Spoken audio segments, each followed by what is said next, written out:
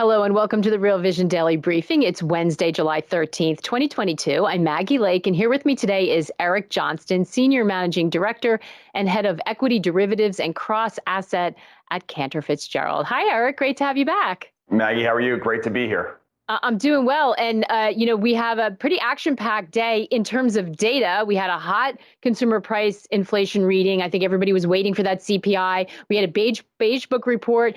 Interestingly, though, we didn't see that much reaction in the market. I mean, a little bit of, push and pull, but no outsized moves. I'm just curious, what your take on that economic data was. Sure. So, I mean, expectations heading into this print were that it was in all likelihood going to be a hot print. Street for the overall number was looking for about 8.8%, but there was some analysts out there who were predicting 9%, and they typically have pretty good models. So certainly an expectation was that this would be a poor number. And so I think today people may have come in and said, market's down, either covering shorts or saying, okay, if we can't go down on this number, then we're not going to go down, and might get maybe long for a trade or like I said, covering short. To me, this was a very negative number, and not necessarily because of what it says for the actual inflation outlook, which there were some implications there, but I think more importantly is that what it means for the Fed outlook. And so the market is now, pricing in today, essentially that the Fed is going to pull forward the hikes. So in all likelihood, the market's now pricing in 100 bips at the next meeting. And then the peak Fed funds rate being now end of this year. And so some could look at that based on, that is more favorable for equities, where they want the hikes pulled forward such that we can sort of get it over with, is the thought process. I guess, and as a result, the 2-10s curve inverted significantly today. So last when I checked, inverted by about 24 basis points, which is the biggest inversion since the year 2000. So it's pretty significant, and we could discuss whether it is predictive at all or not. But you had that phenomenon, and then you had the expectations coming into today. But my view is just coming out of today that this is something that when you look at the CPI today, it was very broad. So it wasn't just energy and food. You saw rents, which is rent is 33% of the CPI, and rents tend to be very sticky. And with 33%, printing up mid-single digits year over year, and that's unlikely to change anytime soon. Yes, this may be a peak, but I think it's more going to act more closer to a plateau where, inflation stays very sticky in this 7 to 9% area for the rest of at least the next 3 or 4 months, which is going to prevent the Fed from pivoting. And that's contrary to what a lot of people are expecting. But your comment is really interesting about like the equity market thinking, all right, let's front load this, let's get the pain over with. Watch what you wish for. I mean, are they ready for something like that? Is the market priced appropriately for the scenario you just described? I don't think it is. So, one of the thing, people are sort of looking forward to, when the Fed, pivots.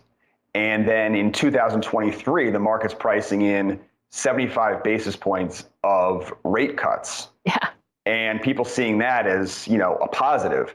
But if you look back at all of the recent rate cut cycles, they have been coincident with sharp sell-offs in equities. Because the reason why the cuts are happening is because the world is in such poor shape. And so if you look at the last, 4 or 5 rate cut cycles, they've all coincided with equities getting hit very hard. And so my view is, yes, they are pricing in 75 bips of cuts in 2023, but that's because this tightening that's going on right now and slowing growth is going to morph into a real big slowdown, a real big earnings if you want to call it recession, which is going to then result in lower stock prices and then ultimately potentially rate cuts. But that's not going to save the day. I would also say that when the Fed eventually pauses on rate hikes, they're still going to be, in all likelihood, doing QT. So this is also not like a typical situation where where the Fed is pausing and then you have a clean slate. No, that's not the way that it's going to be. The other thing I would say is that there's a lot of talk about this pause. The Fed is going to have to be very, very sure that inflation is squashed, because let's paint a picture where we are 3 or 4 months from now and the CPI is running at 5%. If they go ahead and verbally say, in not so many words, that we're done and taking a pause, and all of a sudden all these risk assets, commodities, stocks rip, then you have the chance that inflation then reignites. And so that's why I think it's going to be I think the Fed's going to go longer than the market currently thinks, just for that reason. That's an excellent point. And it almost seems like we went from talking about a Fed put to a Fed pivot, but people kind of expecting them to be the same thing as you just described. Are people underestimating how much pain the Fed is willing to tolerate to get that inflation under control? I think they are, and you've heard Powell, say more recently that in all likelihood this is going to cause pain, and that's somewhat, new for him to say that. I think people are also, my view is you have to listen to the Fed, and whether you think that they are right, wrong, making a mistake, doing great, you have to listen to the Fed, and that's something that we did on the way up. So coming, in back half of 2020 and 2021, when we were, incredibly bullish here, our reasoning was the economy is growing and sharply, right? We have all this pent up demand and the Fed is easing, and they're telling you that they're not going to stop easing. So you follow the Fed. Now the Fed is telling you that they're not worried about, essentially about recession. We are worried about inflation, and we are going to be proactively, until we see inflation come down sharply and hit our target of 2%, we are going to be on it. And they made a very important point, because everyone talks about their dual mandate being employment and inflation, but it doesn't mean employment necessarily today. And so what they said, and this was very important, they said that we're looking at what is best for employment long term. So they can make the argument that although this is hurting employment today, that for the long-term betterment of the employment picture, we need to squash inflation. They've said that, and I think that's what they're going to do, and that is not friendly for equity prices and risk assets in general. And you shared a chart with us. I think there's also this perception that Fed's late, it's late to the game, all that easy policy is still fueling all of this runaway inflation. But you sent over, and a lot of people have been talking about the rapid tightening of financial conditions. Are we not paying enough attention to that? Is that something that we're sort of not seeing because it's not tangible right now?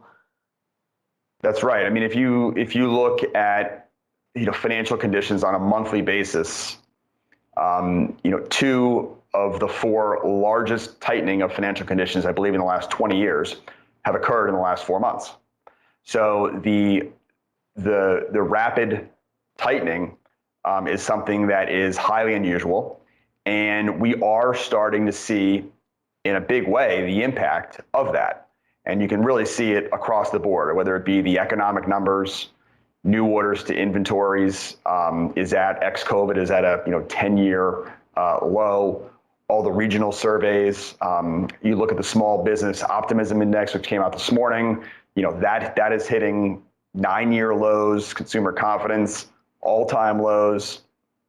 And then you're seeing it from corporates, right? How many corporates recently have announced either job slowing or job cuts? That is a very new phenomenon within the last 3-4 months.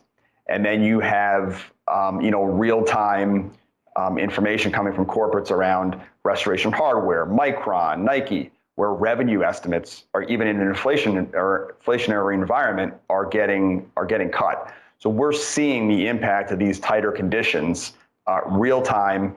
I think in terms of today, one of the things, the CPI was the dominant story, but I think what was very important also was the Delta and Fastenal earnings, because Fastenal is considered an early cycle industrial.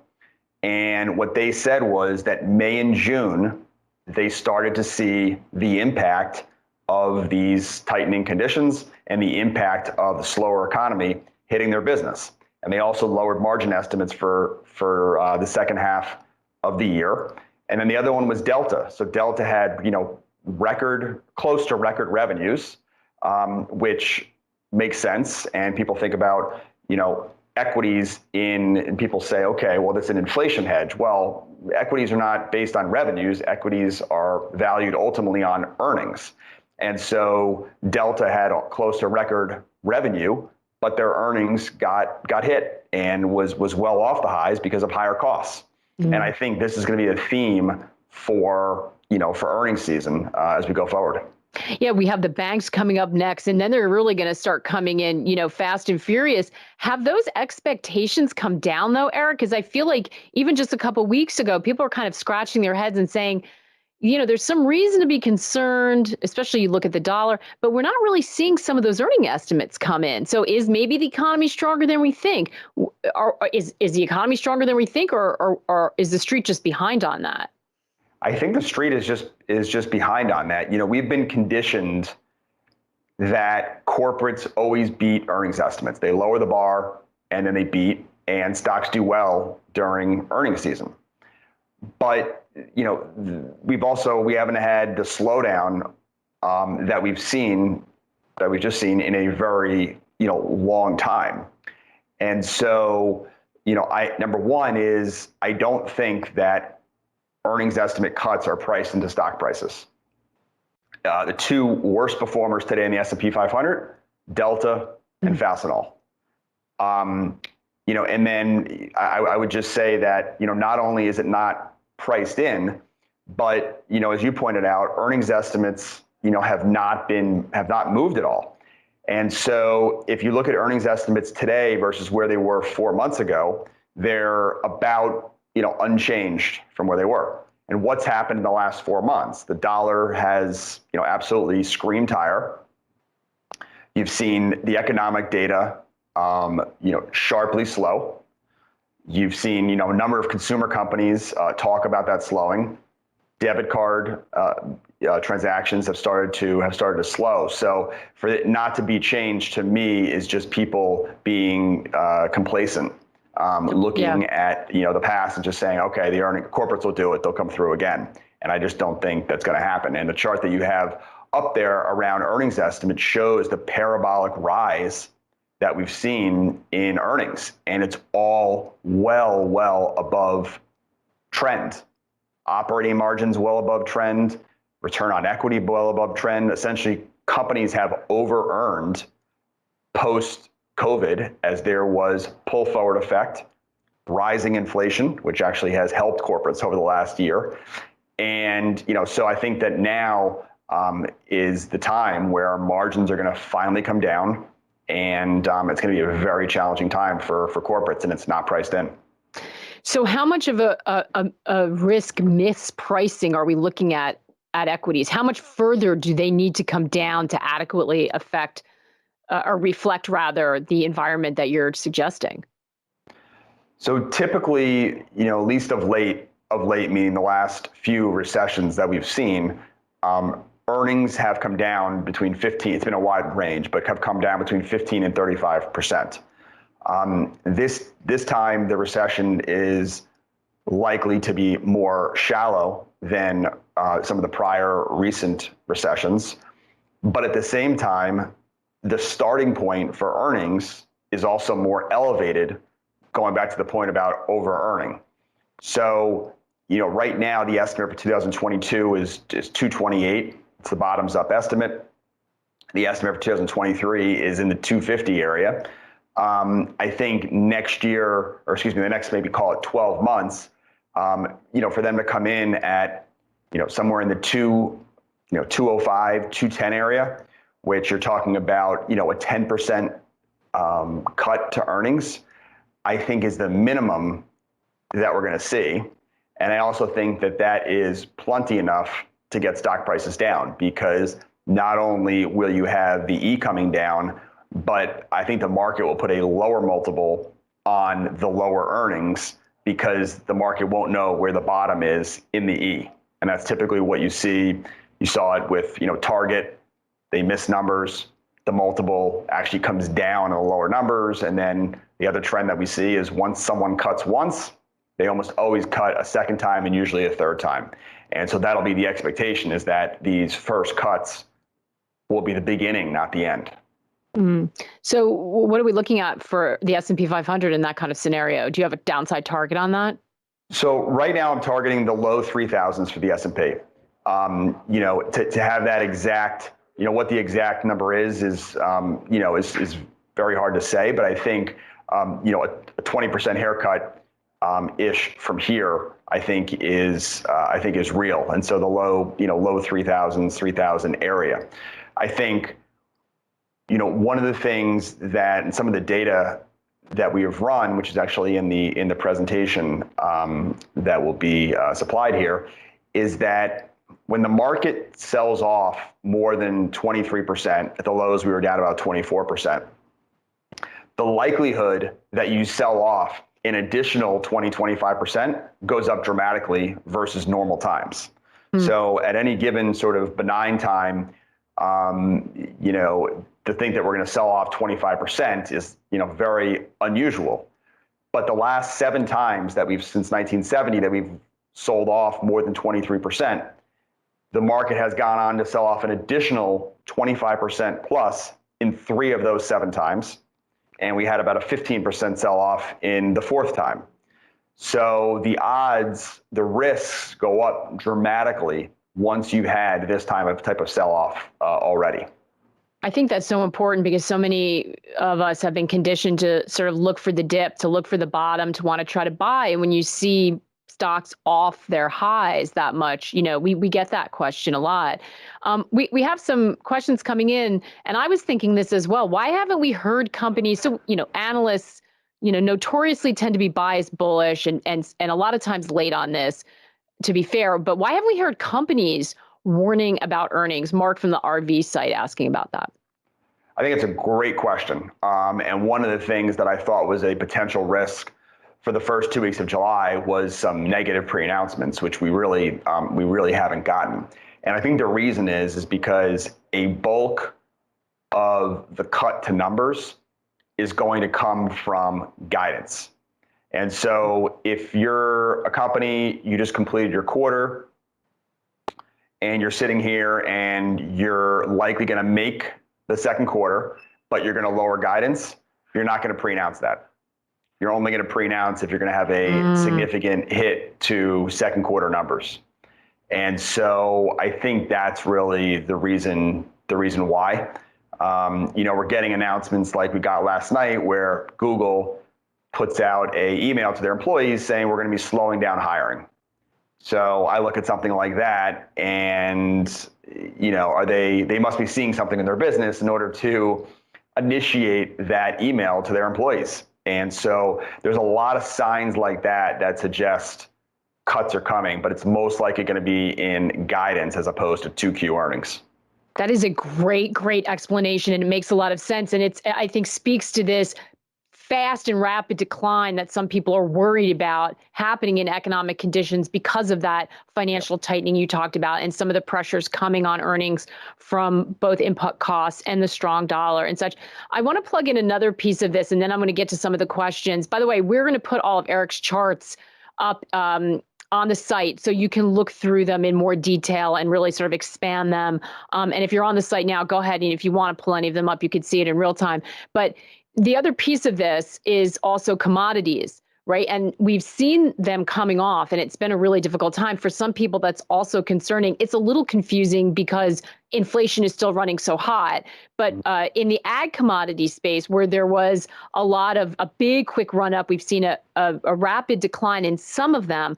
I had the opportunity to sit down with Sean Hackett. He specializes in agricultural commodities and looking at the impact of weather. Some of it's longer term, but some of it is also near term as well, as he tries to sort out cross asset impact on agriculture. And he's also concerned about the future, and particularly that this is not the time when you could just sort of broadly make a bet. Let's listen to what he had to say. For the next 12 months, meaning from now to next summer, early fall, I think you really got to pick and choose. It's going to be a commodity pickup. I don't think you're going to do well with a broad basket of commodities like you did from 2020 to 22. Now, when we get to the latter part of 23 and we get into that 24-25 Gleisberg cycle, then I think you can be more broad again, and I think that could work. But I think you need to shift gears to being a commodity picker in the next 12 months, not a just own them all kind of a thing. I really think it's a great question. And I think it's really is a different strategy the next 12 months than it's been for the last 2 years, quite frankly. And that full interview available to all subscribers on the website. And if you're in that space, you'll definitely want to check it out. Sean talking about a 1 in 100 year drought potential a little bit further out. So you're going to want to check that out. So we'll do commodities in 1 second. Bonds, though, Eric, I want to talk to you about bonds. So you're bearish equities. You see the potential for maybe another 20% leg down for the S&P 500. Should people then be in cash? Should they be increasing their exposure to bonds? What are you expecting from the bond market? Sure. So, number one, I like cash. It's something that I've been, talking a fair amount about. Because I think it's ultimately going to be a very valuable asset. So number one is your returns on cash are rising. They're clearly still very negative. But more importantly, I think it's going to become very valuable when we get the equity sell-off. I also like the long end of the curve. So my view is that the Fed is going to be, very aggressive. And that, ultimately this is going to result in, very negative growth, and that they will ultimately cut.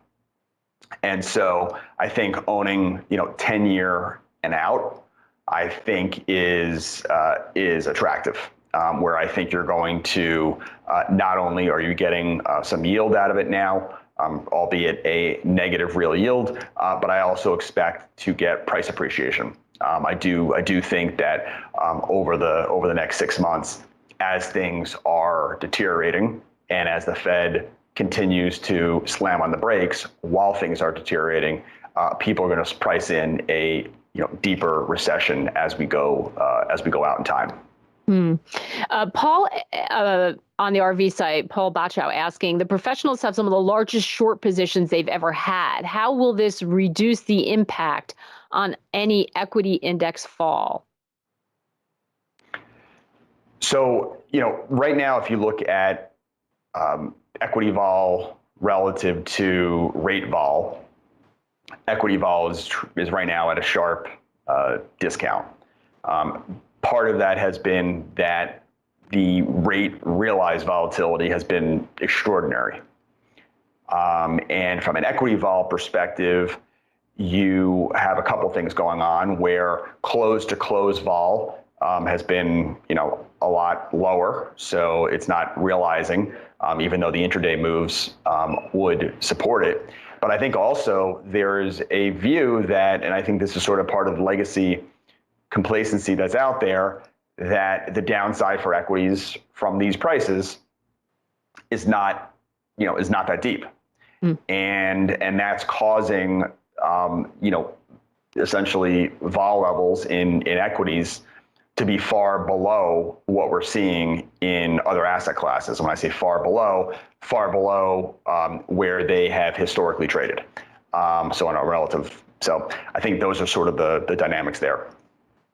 Is the credit market more accurate? We talked about a lot of people, noting that the yield curve is inverted. Is the credit market more accurately pricing in the risks out there, the risk of the Fed having to be aggressive for longer than the equity market? It is. I mean, so if you look at our valuation metric is the equity risk premium that we use. When you look at the equity risk premium overlaid with credit spreads, it shows that the credit market is pricing in a lot more risk than the equity markets are. And I think that is a big, I think it's a mispricing personally of current equity risk. So right now the equity risk premium is about 3.08% on forward earnings. And in 6 of the last 8 years, at some point it's gone above 4%. And I think the risks now are much higher than what they were in some prior years. And if you overlay credit spreads overlaid with the equity risk premium, that also suggests that the equity risk premium right now should be much higher than it is. It also shows that credit spreads also show that volatility levels, implied volatility levels within equities should be higher than where they are now. And I think that's much more of a correct interpretation of the risks that are out there. Eric, what I love about you is that you deliver this very calmly and very logically, but this is ugly what you're describing, right? This is not a good situation if you have the potential for volatility to spike, for equity to go down 20%, for yields to be dropping, for recession to be on our doorstep, and for it to be really not adequately priced in the equity market. I mean, this is not a good scenario. It's not. And if you think about it around, risk reward. So let's talk about, I guess, the bull scenario. So if you think about the bullish scenario, let's say that we're going to do $228 in earnings this year. Let's say that we do see everything works out fine, corporate earnings somehow hold up despite everything we just talked about. And let's say next year goes up by, call it, 4 to 5%. The appropriate multiple, people that talk about a potential 20 multiple, 19 multiple on earnings, it's just, that's bubble territory. Like that's not reality when the Fed funds rate is not at 0, but is at 3%, or the 10 year is not 50 bips, but it's at, 3 and change percent. There's not 20 multiples, doesn't make sense. So whether it is 17, 16, 12, the best case scenario that we can see is that we're at about 17 times. And so when you think about the reward from here, and let's say we're wrong and we ultimately just have slow growth, you're talking about 41, 4,200 of around where you can get to. And so the risk reward in owning equities is very unattractive. And then, as you pointed out, what we think is, look, you have a very aggressive Fed into a slowing economy with earnings that are well above trend. They don't, this doesn't, you can look at any trend chart of earnings. This does not last. It never has before. And there's a lot of reasons based on COVID and a lot of dynamics there that cause this above trend earnings that are going to revert. And so all of a sudden, if you have earnings cuts and you have multiple contraction, because that's what happens when earnings typically go down in a rising rate environment with inflation still an issue, that's what can bring down prices sharply. And then it always becomes self-fulfilling. It's always hard to kind of picture S&P 3000.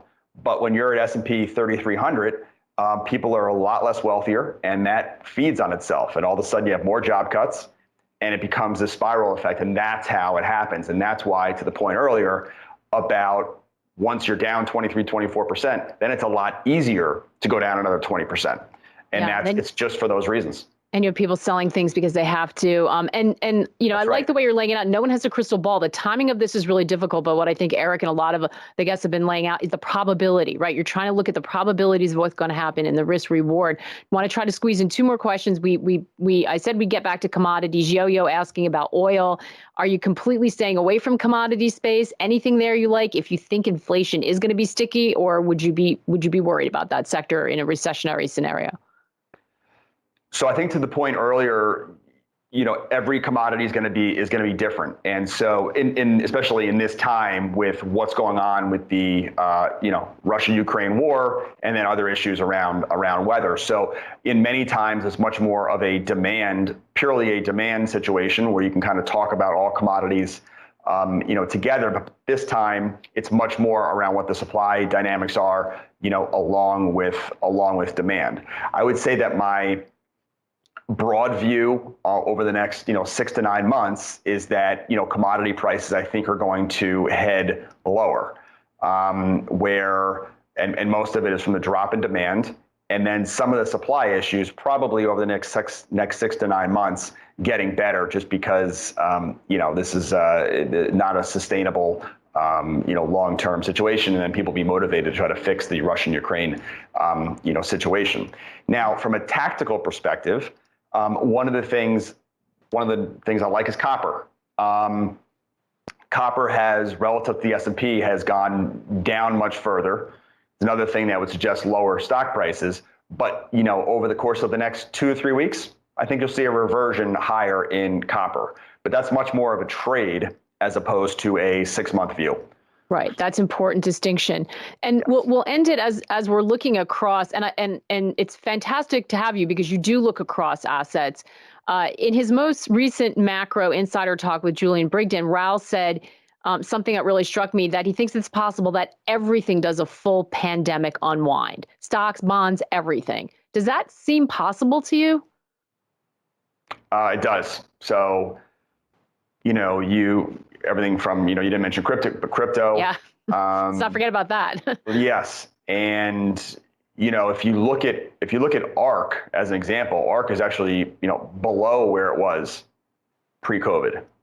And, you know, these all assets are all different. But the point is that, sure, a full unwind. I mean, you have, you know, everything is now going into reverse, right? Rates are higher than they were pre-pandemic. And ultimately, I think you're going to get to a demand picture that's going to ultimately be, you know, be below. So a full unwind certainly makes sense. And if you think about the goal of the Fed's trying to reduce the balance sheet by $3 trillion. So it's not entirely what they, you know, what they put on the balance sheet, but during post-COVID, but it certainly is a vast majority of it. And whether they actually get to all $3 trillion, we'll see. But certainly, I would agree with that premise. Eric, great to have you on today. You know, a lot, I think, to put on our radar, very cautionary, but it's an important time for us to all be looking at this. So thank you so much for that. Thanks for having me. I really enjoyed it. And as we said, Eric's report and all the charts will be available on the website, so you can go check them out. So thank you so much. Thanks to all of you for watching. We will be back same time tomorrow. Andrea Steno Larson is going to be here with Francis Coppola. In the meantime, take care and good luck out there.